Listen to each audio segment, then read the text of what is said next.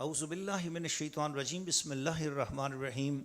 الحمدللہ آج ہم 10ویں پارے کی خلاصہ تفسیر میں آپ کی خدمت میں حاضر ہیں.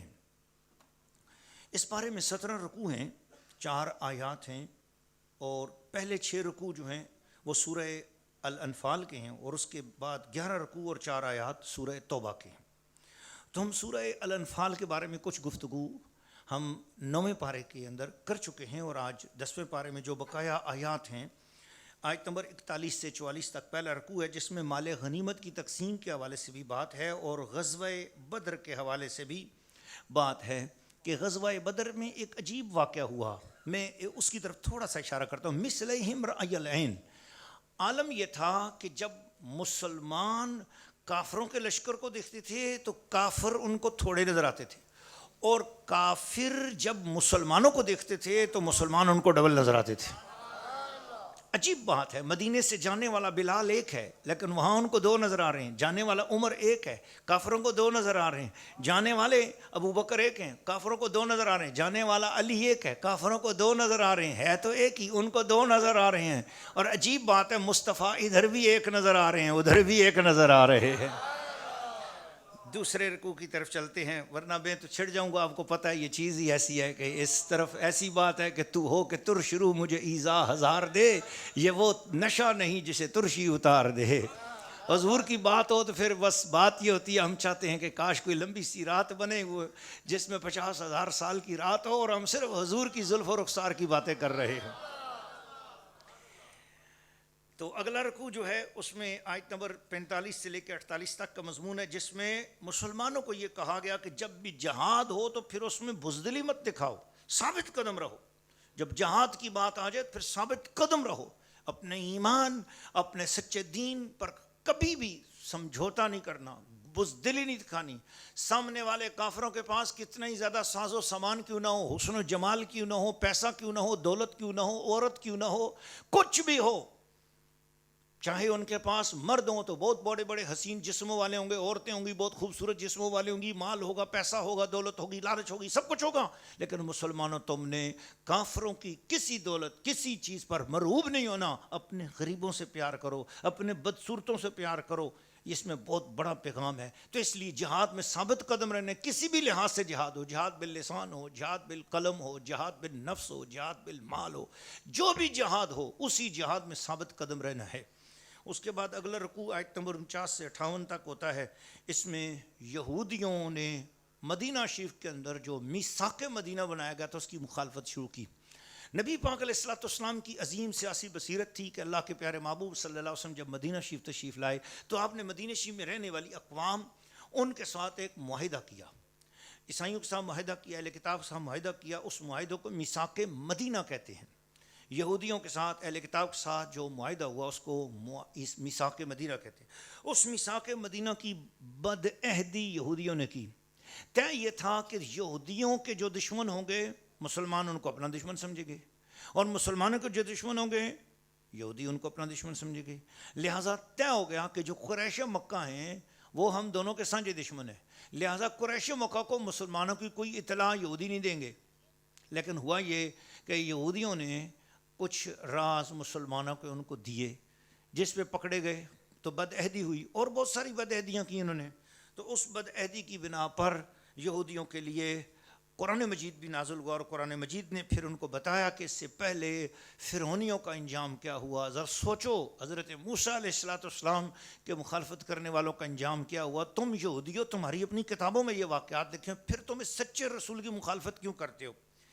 پھر اس پر مسلمانوں کو سمجھانے کے لیے اگلے رکوع میں آیت نمبر 59 سے لے کر 64 تک مسلمانوں کو نصیحت کی گئی کہ کافر یہ نہ سمجھیں کہ وہ بچ جائیں گے، اللہ کے عذاب سے نکل جائیں گے. وہ یہ نہ سوچیں کہ ہم ان کو ڈھیل دے رہے ہیں تو شاید ان کو پکڑیں گے. نہیں، ہم مسلمانوں کے ذریعے ہی ان کے اوپر جو ہے نا سزا لائیں گے. اور مسلمانوں کو یہ کہا کہ مسلمانوں تم نے کافروں پر روب ڈالنے کے لیے بھی اپنی تیاری تیار رکھنی ہے.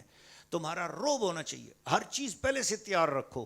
یہ وہ قانون ہے جس کی وجہ سے مسلمان آرمی کو اپنے دور کے اعتبار سے تیاری کرنی ہے. اس دور کے اعتبار سے اللہ تعالیٰ نے فرمایا تھا وَأَعِدُّوا لَهُم مَّا اسْتَطَعْتُم مِّن رِّبَاطِ الْخَيْلِ. تم نے گھوڑے اونٹ اس دور کی جو چیز تھی وہ تم نے تیار کرنی. اس آیت سے استنباط کر کے آج کے دور کے جو ٹینک ہیں, آج کے دور کے جو میزائل ہیں, آج کے دور کی ایٹمی قوت ہے, یہ مسلمانوں میں سے ہر ملک کو ایٹمی قوت بننا چاہیے. دشمن کے مقابلے میں تیاری قبل از وقت کرنی چاہیے اور سست ہو کے نہیں بیٹھنا چاہیے کہ کبھی حملہ کرے گا تو ہم جواب دیں گے. ایسا مسئلہ نہیں ہے, پہلے سے اپنی تیاری تیار رکھنی چاہیے. تو آرمی ہماری مضبوط ہونی چاہیے, ہمارے ارادے مضبوط رہنے چاہیے. کسی وقت بھی کفر کے ساتھ جنگ ہو تو ہم آگے سے یہ نہ ہو تیاری نہیں کی تھی, تھوڑے 2-4 دن بعد جہاد آ جاتا تو پھر تھا. نہیں, ہر وقت اپنا خون, اپنا جسم, اپنی جان, اپنی مال, اپنی اولاد, ان کا ذہن بنا کے رکھو. جس وقت کملی والا آرڈر کرے, جس وقت اللہ کا حکم آ جائے, جس وقت بھی جہاد کی بات آ جائے, ہمارا تن من دھن سب اللہ کے راستے پر قربان ہونے کے لیے تیار ہے. پھر اس کے بعد اگلے رکوع میں آیت نمبر 65 سے لے کر 69 تک کا یہ مضمون ہے. اس کے اندر اللہ تعالیٰ نے جہاد کا حکم دیا اور غزوہ بدر کے جو قیدی تھے ان کے لیے فدیہ مقرر کیا گیا. یہاں بھی ایک بہت لمبا سا واقعہ آتا ہے, لیکن چونکہ ٹائم ہمارے پاس مختصر ہے, ہم نے آگے چلنا. آیت نمبر 70 سے 75 تک جو ہے نا وہ کہا گیا کہ یاد رکھ لینا, یہ ہجرت ہو, یہ سب چیزیں اللہ کی رضا کے لیے ہونی چاہیے. کوئی بندہ اپنا گھر بار وطن چھوڑ کر کسی دوسری جگہ جائے تو اس کا مقصد یہ ہو کہ وہ صرف اللہ اور اس کے رسول کی رضا کی خاطر جا رہا ہے. ہاں, پھر اگر اس نے کوئی اور مقصد ہے تو پھر وہ مقصد ہجرت اسلام نہیں ہے. وہ پھر وہ ہجرت اگر کوئی کسی عورت کی خاطر ہجرت کر رہا ہے, یا یہ میں مسلم شریف کی, ترمذی شریف کی اور بخاری شریف کی کئی حدیثوں کا خلاصہ, حضور کے فرمانوں کا خلاصہ پڑھ رہا ہوں.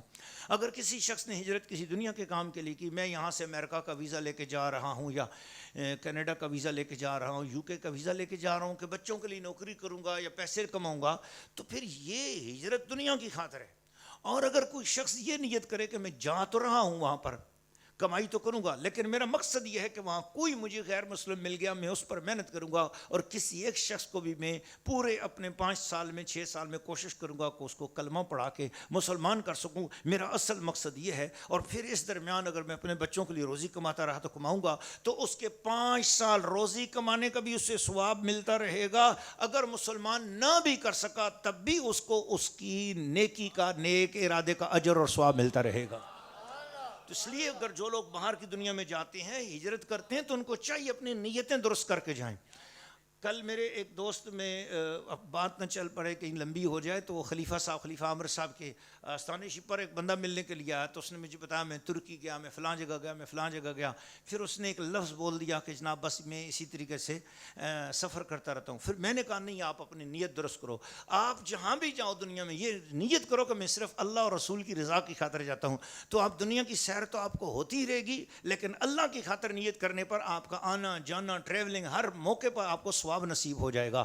یہ بالکل اسی طرح ہے کہ ایک صحابی رسول نے جب مکان بنایا تو حضور علیہ السلام نے فرمایا یہ روشندان کیوں بنایا؟ اس نے کہا جی یہاں سے روشنی اور ہوا آئے. تو حضور نے فرمایا اگر تو یہ نیت کر لیتا کہ اس میں سے اذان کی آواز کھلی ہو کر آتی رہے گی, اذان کی آواز جو ہے نا خوشی سے آئے گی یا کھل کر آواز آئے گی, تو اذان کی آواز کی برکت سے جب تک روشندان بنا رہتا روشنی اور ہوا مفت میں ملتی رہتی, اور اذان کی نیت سے تجھے روزانہ ثواب نصیب ہوتا رہتا. اس لیے کہتے ہیں نا نیت المومن خیر من عملہ, مسلمان کی نیت اس کے عمل سے بھی زیادہ اچھی ہوتی ہے. اپنی نیتیں درست کریں. پھر اس کے بعد یہ آخری جو ہے نا وہ سورہ الانفال کی جو ہے نا آخری آیات ہیں, جس میں اللہ تعالیٰ نے فرمایا کہ ایمان لانے والے مہاجرین مجاہدین مدینہ کے انصار پکے مومن ہیں, اور بعد میں بھی جو ایمان لانے والے جنہوں نے ہجرت کی, اللہ کی راہ میں جہاد کیا, وہ پہلے ایمان والوں کے پاکیزہ گروہ میں شامل ہیں. اللہ تعالیٰ ہر بات کو جانتا ہے. یہاں پر سورہ الانفال ختم ہوئی, اب سورہ توبہ شروع ہوتی ہے.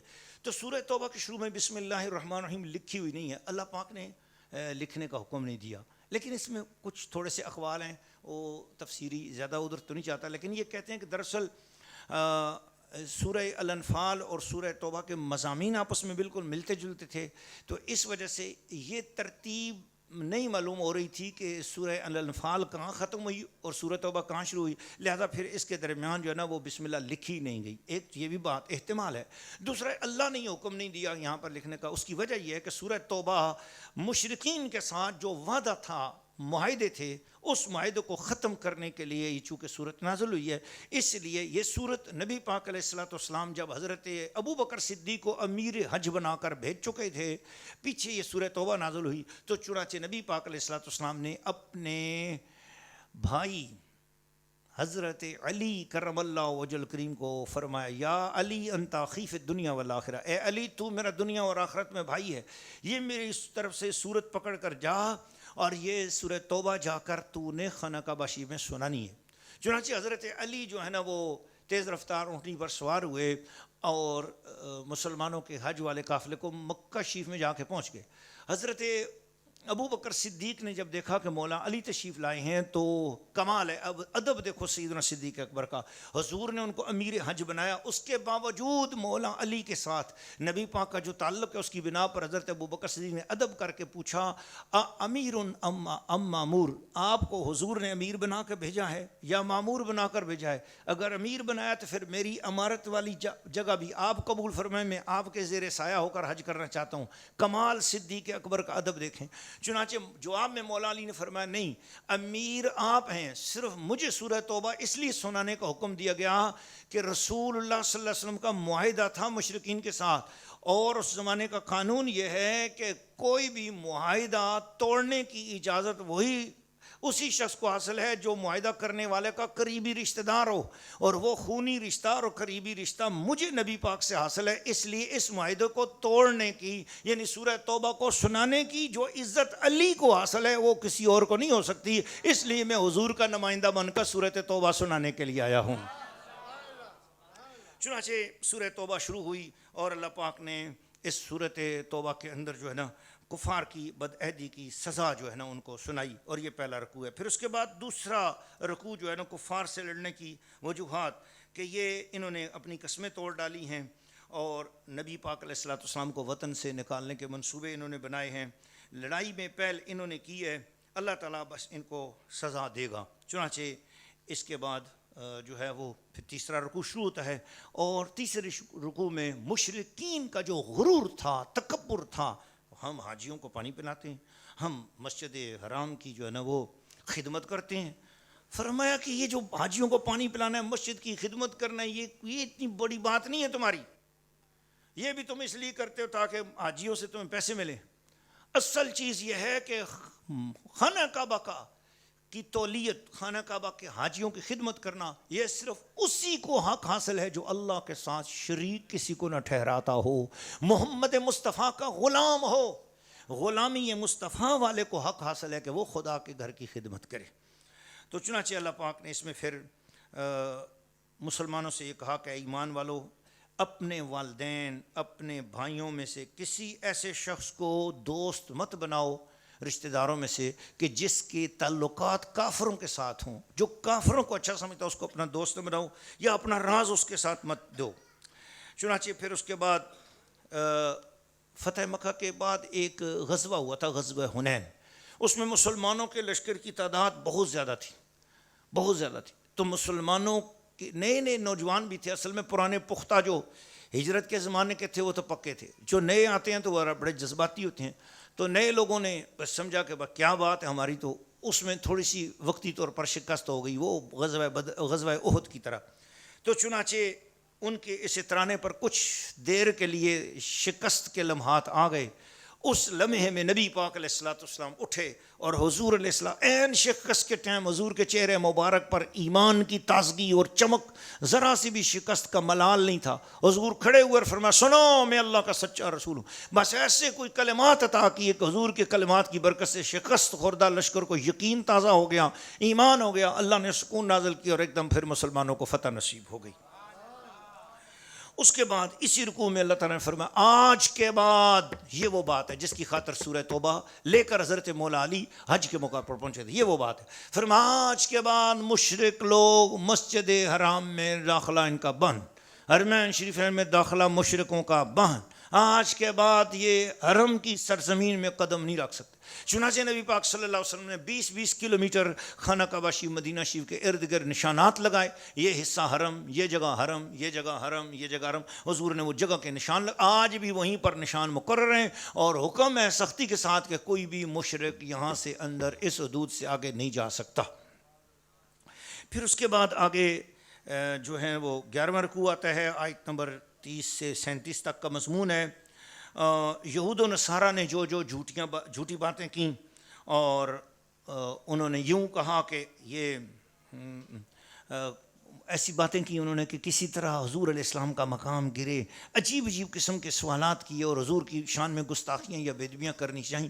تو اللہ نے ان کی گستاخیاں نہیں گنائیں کہ انہوں نے کیا کیا گستاخی کی. بس اللہ نے ایک جملہ بولا ہے. میں کہتا ہوں کاش کہ قرآن پڑھنے والے، قرآن سمجھنے والے مسلمان جو بے ادبوں کی بے ادبیاں بیان کرتے رہتے ہیں، میں سمجھتا ہوں کہ یہاں انٹرنیٹ پر یا سوشل میڈیا پر کسی نے جراب میں گستاخی کر دی، کسی نے جوتے میں گستاخی کر دی، کسی نے پیمپر میں گستاخی کر دی، تو اس کو ہائی لائٹ کرتے پھرتے ہیں. یا کہیں کسی جگہ پر کوئی مقدس نام کی کسی جگہ توہین ہو گئی، یا خدا نخواستہ کسی جگہ سیدھے قرآن پاک کی توہین، اس کو ہائی لائٹ کرتے ہیں. یہ غلط بات ہے، ہائی لائٹ مت کرو. دیکھو اللہ تعالیٰ کا طریقہ. اللہ نے یہودیوں کی ساری گستاخی کو جمع کر کے ایک جملہ بولا ہے. کاش اگر آپ اس پر غور کر لیں. بس جسے غور کرنا نصیب ہوگا، میں سمجھتا ہوں اسے پتہ چلے گا کہ اللہ کو اپنے محبوب سے کیا عشق ہے. اللہ نے کہا یہ یہودی کیا چاہتے ہیں، یہ گستاخ کیا کرتے ہیں. یریدون لیطفئوا نور اللہ بافواہہم، یہ اللہ کے نور کو پھونکے مار کے بجھانا چاہ رہے ہیں. واللہ متم نورہ، اللہ اپنے نور کو مکمل کر کے چھوڑے گا. ولو کرہ الکافرون، چاہے کافروں کو کتنا ہی برا کیوں نہ لگے.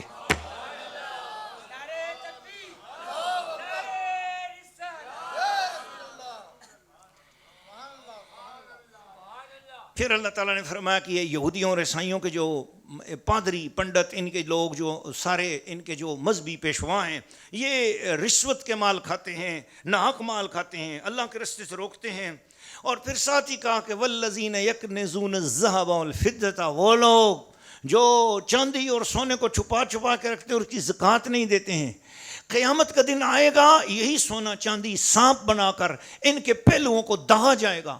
آگ کے سانپ بنے گا اور یہ سانپ ڈسے گا آگ کی طرح بن کر. اس لیے اپنے سونے چاندی کی زکوٰۃ کا. اچھا مجھے کئی لوگ، ایک خاتون نے بھی سوال کیا، جی 5 تولے سونا ہے اس کی زکوٰۃ. 5 تولے سونے کی زکوٰۃ ہی نہیں تھی بھائی. خدا کا 7.5 تولے سونا، 52 تولے چاندی، اس سے کم ہو تو زکوٰۃ نہیں ہے. یہ دونوں ملا کر کوئی ایک نصاب بنتا ہو پھر زکوٰۃ ہے، اور یہ دونوں ملا کر اگر زکوٰۃ کا نصاب نہ بنتا ہو تو پھر زکوٰۃ نہیں ہے. اور وہ بھی تب ہے جب پورا سال اس پر گزر جائے. اللہ تعالیٰ ہم سب کو صحیح طریقے سے دین اسلام سمجھنے سمجھانے کی توفیق عطا فرمائے. پھر آیت نمبر 38 سے 42 تک کا مضمون آتا ہے. میں کہتا ہوں کہ یہ مدینہ شریف کے اندر صورت نازل ہو رہی ہے، سورۃ توبہ، اور باتیں پرانے مکے کی ہجرت کے زمانے کی اب اللہ یاد کر رہا ہے. تو اس کا مطلب ہے اللہ تعالیٰ بتانا چاہ رہا ہے کبھی مکی صورت آ رہی ہے، کبھی مدنی صورت آ رہی ہے. یعنی اللہ اپنے محبوب کے اوپر گزرے ہوئے زمانوں کے اب واقعات بھی بیان کرتا ہے تاکہ قیامت تک دنیا کو پتہ چلے میرا قرآن مصطفیٰ کے تذکروں کا نام ہے. ہوا یہ کہ حضور علیہ الصلوۃ والسلام اکیلے تنہا رہ گئے تھے. حضور نے پہلے تمام کے تمام صحابہ کرام کو، کسی کو ہجرت حبشہ اولیٰ میں بھیج دیا، کسی کو ہجرت حبشہ ثانیہ میں بھیج دیا، سب کو مدینہ شریف بھیج دیا. مکے میں صرف 3-4 مسلمان باقی رہ گئے. ایک حضرت ابوبکر صدیق، ان کا گھرانہ، دوسرے نبی پاک صلی اللہ علیہ وسلم. باقی سارے مسلمان چلے گئے. صرف مولا علی رہ گئے، نبی پاک رہ گئے، صدیق اکبر رہ گئے، اور باقی غریب مسلمان سب حضور نے بھیج دیے. بلال کو بھیج دیا، صہیب چلے گئے، سب کو بھیج دیا، کوئی بھی نہ رہا. اب حضور اکیلے، اب خطرہ حضور کی جان کو.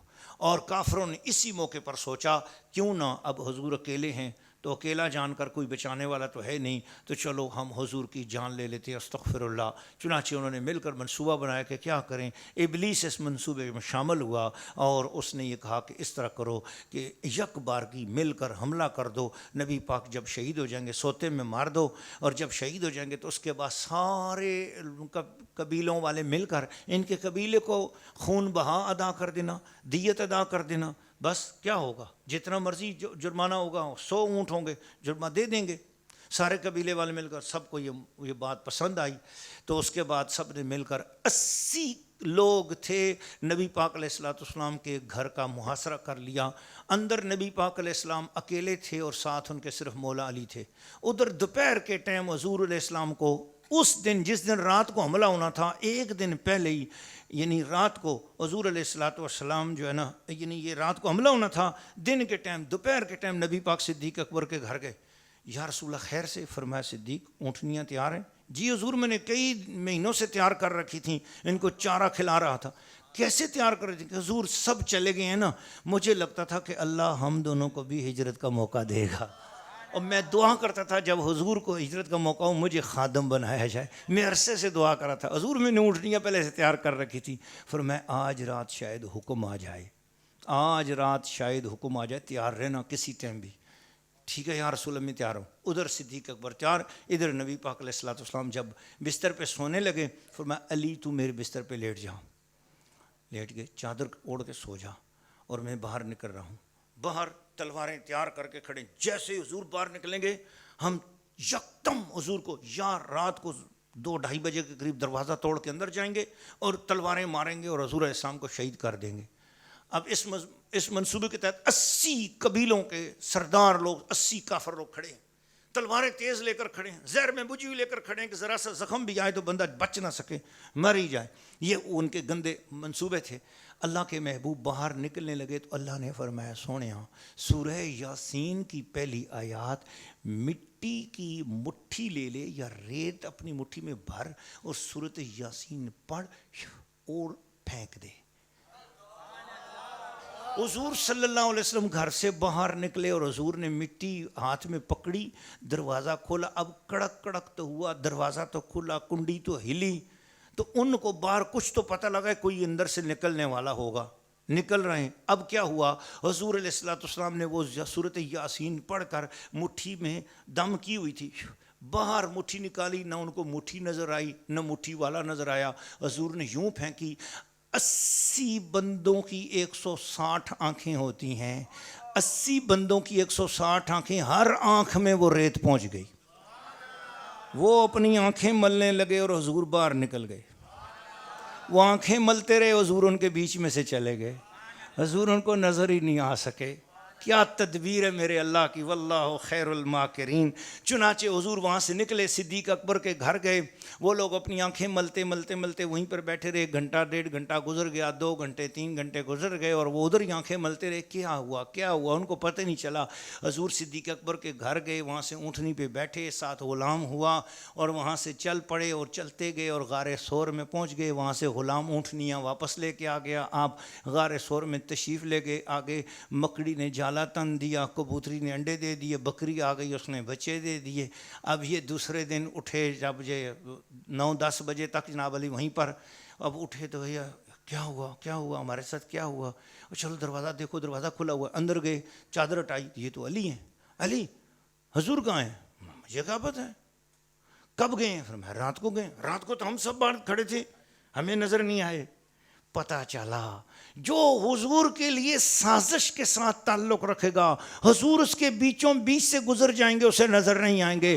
جو محبت والا تعلق رکھے گا وہ غار کے اندر بھی حضور کے ساتھ ہی ہوگا.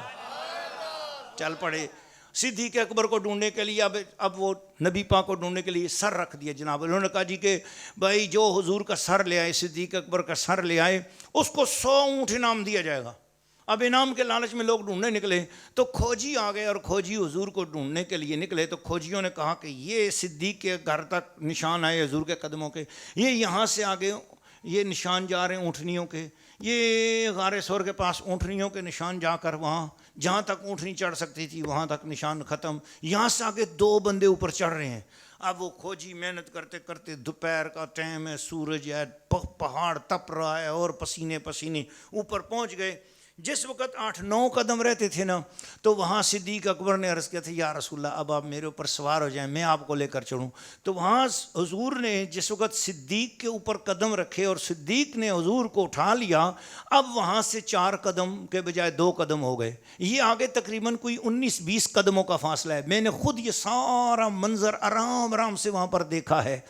اللہ تعالیٰ دبئی والے میرے نجم اور اسحاق اور اعظم صاحب کو اللہ خوشیاں عطا فرمائے، انہوں نے بڑی محبت کے ساتھ مجھے یہ سارے مناظر دکھائے، اللہ تعالیٰ ان سب کے رزقوں میں برکت عطا فرمائے۔ الحاج اویس صاحب، سارے لوگ محبت والے، جتنے میرے آپ چاہنے والے ہیں، کراچی والے بھی، یہ سارے آپ محبت والے ہیں، جو دین کے سلسلے میں میرے ساتھ محبت اور ادب کرتے ہیں، اپنے مال خرچ کرتے ہیں، اللہ ان سب کے رزقوں میں برکت عطا فرمائے، بولے آمین۔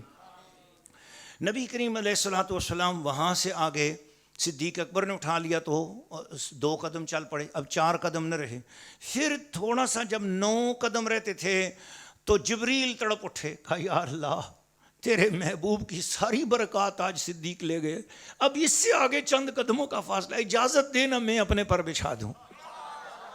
واہ صدیق تیری عظمت پہ قربان، آج فرشتہ نوریوں کا سردار بھی آج تیرے قدموں کے نیچے پر بچھا رہا ہے۔ صدیق اکبر کا مقام کون سمجھے گا؟ اللہ اکبر۔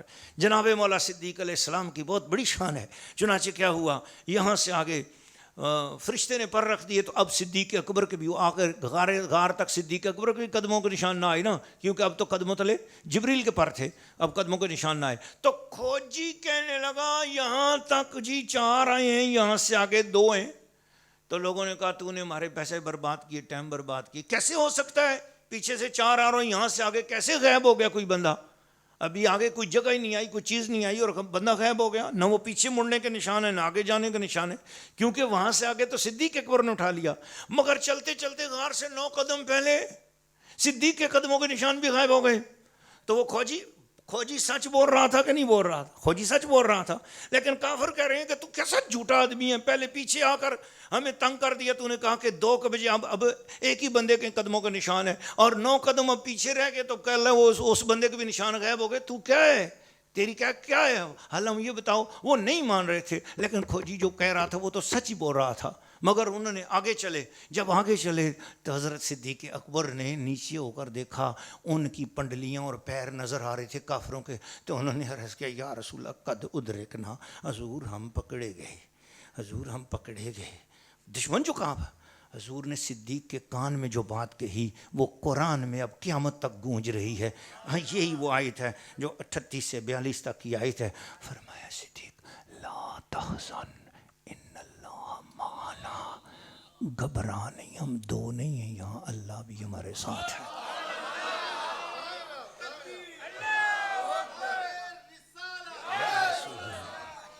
کیا بات ہے، سرگوشی لا تحزن ان اللہ، یہ بات حضور نے اونچی آواز میں تو نہیں کی نا، دشمن تھے نا سارے وہاں پر، حضور نے سرگوشی میں کہی، پر وہ سرگوشیاں آج کائنات کی تراوی میں نہ ہو تو تراوی نہیں ہو سکتی، کائنات کا حافظ یاد نہ کرے تو حافظ نہیں بن سکتا، قاری نہ پڑھے تو قرات نہیں ہو سکتی، مفسر تفسیر نہ کرے تفسیر مکمل نہیں ہو سکتی ہے۔ ارے وہ ایسی سرگوشیاں تھی کہ زمین سے لے کر عرش تک سنائی دی گئی ہیں۔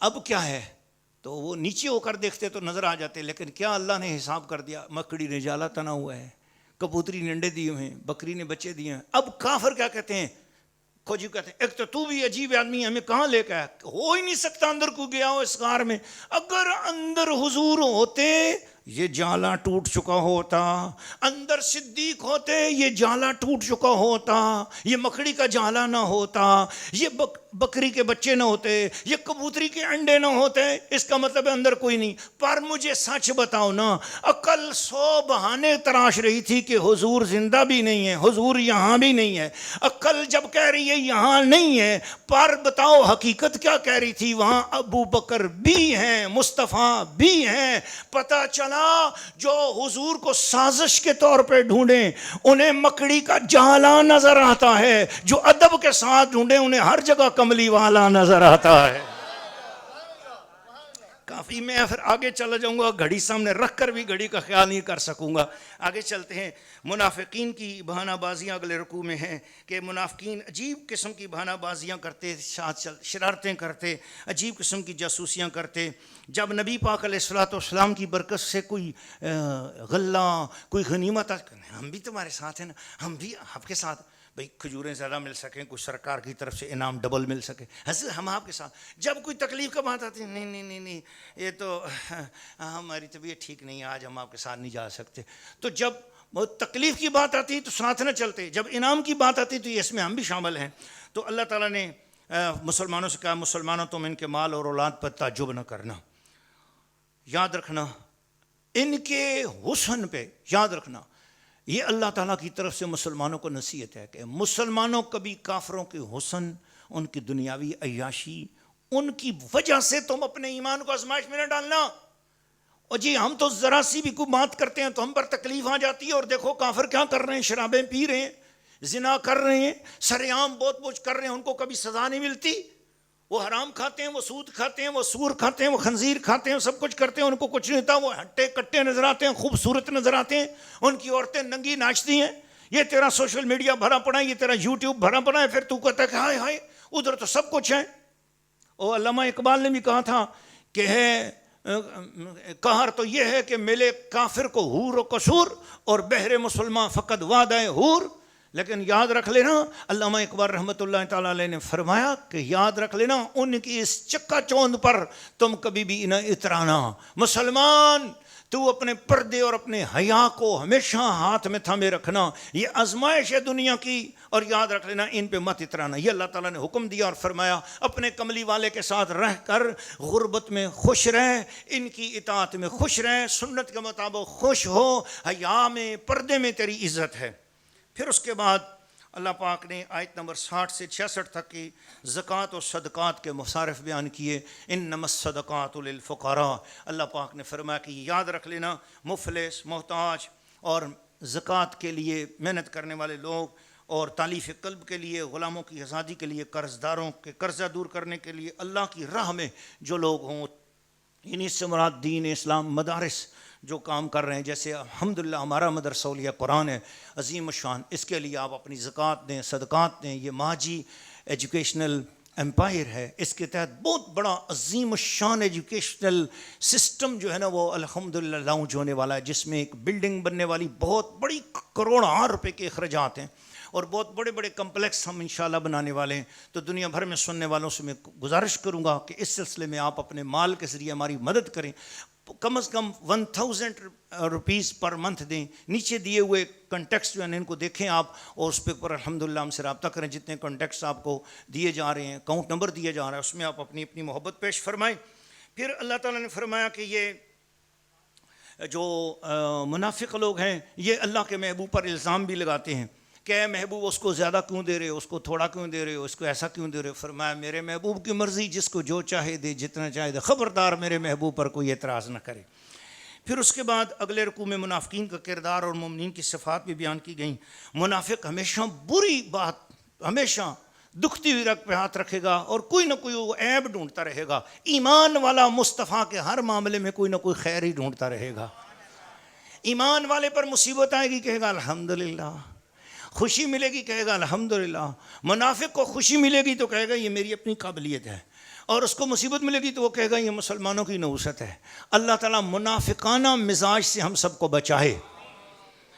پھر اس کے بعد اگلے رکوع میں اللہ تعالیٰ نے فرمایا کہ کافروں اور منافقوں سے یا ایھا النبی جاہد الکفار والمنافقین واغلظ علیہم، اے مسلمانوں تمہارے لہجے میں ان کافروں اور منافقوں کے ساتھ سختی ہونی چاہیے۔ یاد رکھنا نرمی اور لوچ نہ کرو۔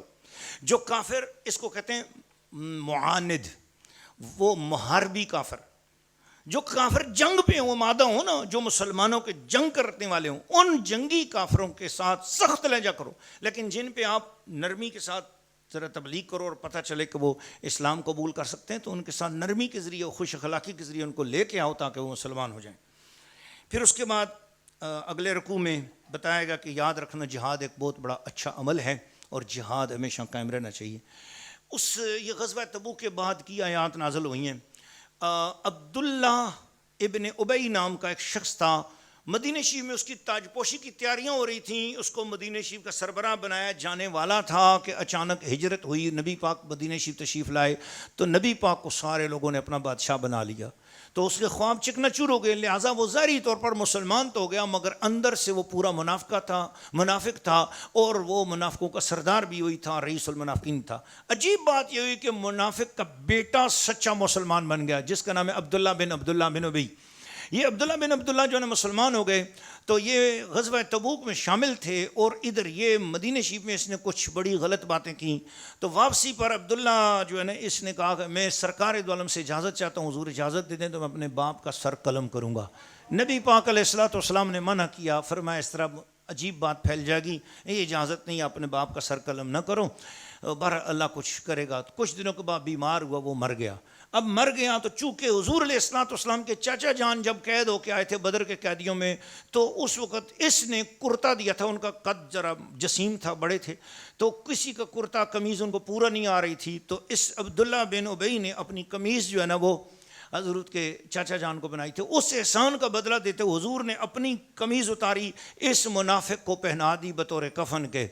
اس کا جنازہ پڑھنے کے لیے حضور گئے، پر اللہ پاک کو برداشت نہ ہو سکا کہ جو ساری زندگی میرے محبوب کے خلاف سازشیں کرتا رہا، بے ادبیاں گستاخیاں کرتا رہا، حضور کو تنگ کرتا رہا، حضور کی رحمت للعالمین کے کرتا بھی دے دیا، جنازہ بھی پڑھا دیا. اب حضور اس کی بخشش کے لیے قبر کی طرف جانا چاہ رہے تھے کہ اس کی قبر پہ جا کے دعا کریں. تو اللہ تعالیٰ کی طرف سے حکم آ گیا اس رکوع میں، لا تقم علی قبرہ، محبوب ان منافقوں میں سے آج کے بعد کوئی مر جائے تو اس کی قبر پر نہیں جانا، اور ولا تصلی علیہم، ان کا جنازہ نہیں پڑھنا. محبوب ان منافقوں کا نہ جنازہ پڑھتے، نہ آج کے بعد ان کی قبر پہ جانا. تو اس سے پتہ چلا جو منافق ہو اس کی قبر پہ نہیں جاتے ہیں، مصطفیٰ اس کی قبر پہ نہیں جاتے ہیں، پر جو حضور کا عاشق ہو حضور اس کے مزار پہ بھی آیا کرتے ہیں، اندر بھی آتے ہیں اور اوپر بھی تشریف لایا کرتے ہیں. تو حضور علیہ الصلوۃ والسلام کے اب یہ واقعہ آ گیا قرآن میں. اب یہاں جھگڑے پڑ گئے مسلمانوں میں. جو منافق طبیعت کے لوگ تھے انہوں نے کہا کہ نبی کے جانے سے دیکھو کچھ ہوتا تو جنازہ پڑھایا، دیکھو اگر ہوتا تو پھر اس کی بخشش ہو جاتی. نبی کے جنازہ پڑھانے سے بھی بخشش نہیں ہوئی، دیکھا نا، تو حضور کے جانا نہ جانا برابر. ایمان والے نے اسی میں سے دلیل دی، کچھ دوسری دلیل نہیں دی. ایمان والے یہ بولتے ہیں، انہوں نے کہا اوے بابا جھگڑا نہ کر، حضور کے جانے سے اگر کچھ نہ ہوتا تو اللہ جانے سے روکتا کیوں؟ اللہ نے روکا اس لیے کہ محبوب جنازہ تو نے جب پڑھا تو تو نے یہ کہا تھا اللہ مغفر لحینا، یا اللہ ہمارے زندوں کو بخش دے، ومیتنا، ہمارے مردوں کو بخش دے. یہ تو تیرا تھا ہی نہیں، اس لیے محبوب جنازے کی ساری دعا تو تیرے اپنوں کے لیے قبول ہو گئی نا. لیکن سونے اب تو اگر قبر پہ چلا جائے گا تیرے قدموں کی برکت سے عذاب نہیں آئے گا. محبوب تو نے نہیں جانا ہے تاکہ میں اس منافق کو عذاب کر سکوں. پتہ چلا جس کی قبر پہ حضور تشریف لے آئیں پھر وہاں عذاب رہتا ہی نہیں ہے. پھر اس کے بعد آیت نمبر 90 سے 93 تک جہاد کے استثناء کی شرائط آئیں کہ بعض دیہاتی ضعیف بوڑھے بیمار انہوں نے کہا کہ ہمارے پاس سواری نہیں ہے حضور، بیمار بھی ہیں کمزور بھی ہیں. تو حضور علیہ الصلوۃ والسلام نے جب ان سے کہا کہ سواری میرے پاس بھی نہیں تو وہ آنکھوں میں آنسو لے آئے، فرمایا تمہاری معذوری قبول ہے. لیکن فرمایا کہ برے لوگ تو وہ ہیں کہ جن کو وسائل بھی دیے گئے لیکن اس کے باوجود جو ہے نا انہوں نے پیچھے رہنے پر وہ راضی ہو گئے. اللہ نے ان کے دلوں پر مہر لگا دی ہے. تو اس بات پر یہیں پر ہمارا 10واں پارہ ختم ہو رہا ہے. لا الہ الا اللہ محمد رسول اللہ. دعا کے ہاتھ اٹھا لیجیے.